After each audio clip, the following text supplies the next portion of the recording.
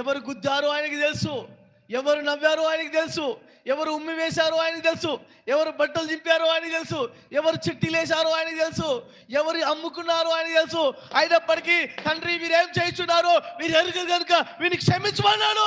అంటే ఆయన గొప్పతనం, ఆయన ప్రేమ, ఆయన దయానికి అర్థం కావాలి, ఆయన మంచితనము. అయినా నా యేసయ్య ఒక్క మాట మాట్లాడతలేడు. దేవుని బిడ్డలారా, ఎంతకాలం దారి తప్పిపోదాం, ఎంతకాలం మోసం చేద్దాం, ఎంతకాలం అపవిత్రమైన జీవితంలో జీవిస్తాం, ఎంతకాలం త్రాగుడుకు బానిస అయిదాం, ఎంతకాలం ఈ లోకంలో అపవిత్రమైన ఆలోచనలు కలిగి జీవిస్తాము. నా యేసయ్య అంటున్నాడు, ఈరోజు నువ్వు కూడా చెప్పాలి, నన్ను బాధ పెట్టిన వాళ్ళు బాగానే ఉన్నారు, నా నోటికన్నా బుక్క కొట్టిన వాళ్ళు బాగానే ఉన్నారు, నా పొలాన్ని తీసేసుకున్నారు వాళ్ళు బాగానే ఉన్నారు, మాకు అన్యాయంగా